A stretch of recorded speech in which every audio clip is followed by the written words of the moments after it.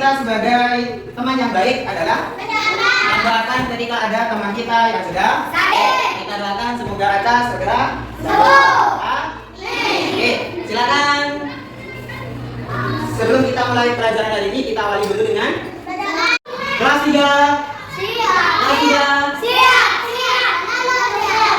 Oke, hari ini pelajaran tematik. Oke, melanjutkan materi yang kemarin. Oke, sebelum masuk ke materi, Bapak mau cerita. Tadi malam di rumah Bapak mati lampu.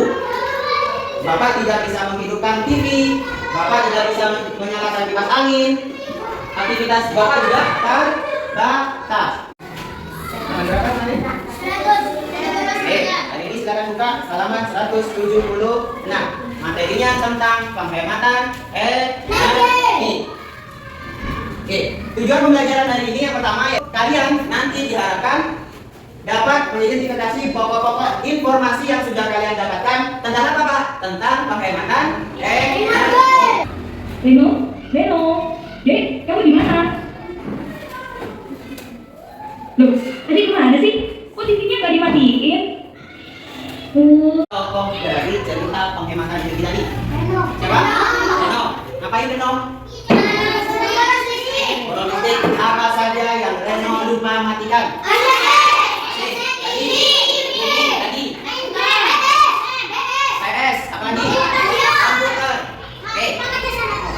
Charger HP tidak dicabut, berfungsi sebagai tempat keluar masuknya sinar matahari dan udara ke dalam rumah. Jadi kalau pagi-pagi biasanya ibu kalian nyuruh apa? Matikan dan ada lampunya cuma tidak. Kemudian saran yang kedua tadi, keran air harus ditutup. Kemudian yang ketiga,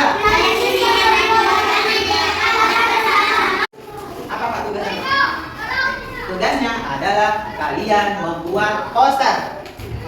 Poster tahu poster? Membuat poster tentang apa Pak? Tentang penghematan energi.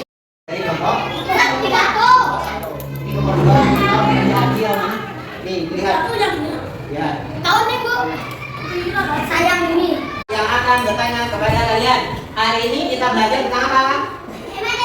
Tentang penghematan energi. Kemudian kita punya hak dan kewajiban dalam penggunaan energi. Perasaan Bapak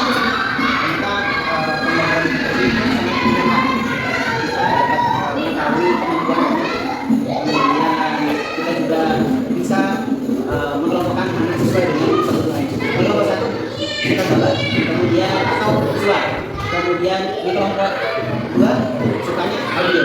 Jadi bisa kita terapkan di kelas. Nah, dari proses pembelajaran yang sudah Bapak Agus lakukan tadi, kendala apa nih yang Bapak temukan atau Bapak rasakan? Pasti bisa kelompok, pasti ada yang pasti ada yang malas, sama lagi yang cowok. Jadi masih ada salah satu anak yang masih bicara sendiri, disuruh kerja kelompok. Terus bagaimana dengan tim observer? Dengan penampilan Pak Agus tadi mempraktekkan atau memodelkan proses pembelajaran berdiferensiasi di kelas 3.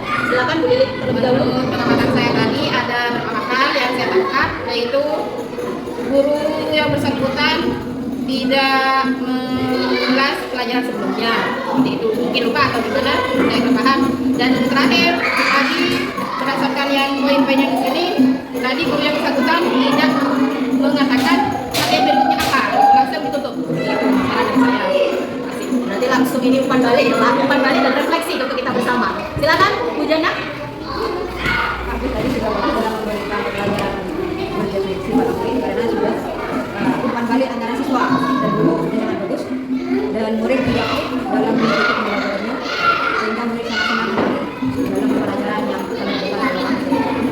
Jadi berdasarkan observer dapat disimpulkan bahwa proses pembelajaran diferensiasi di kelas 3 pada mata pelajaran tematik dapat dikatakan sudah berjalan dengan baik.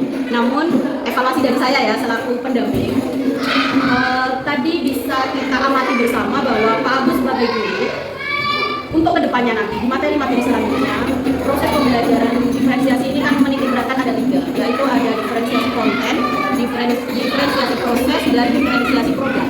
Nah, namun ketiganya ini boleh tidak muncul secara bersamaan atau secara bersamaan. Itu sesuai dengan kebutuhan kesehatan. Ibarat kita itu lagi ada di menu prasmanan. Ketika kita menghadapi menu prasmanan, itu kan banyak makanan. Nah, kita nggak mungkin dong makan semuanya. Pasti kita akan memilih mana yang cocok kepada kita. Itu sama aja dengan anak didik kita. Ketika tadi saya melihat di kelompok 2, si Dava, dia sebenarnya anaknya kinestetik. Nah, ketika materinya tadi tentang mengamati gambar, itu bisa kita siasati dengan apa?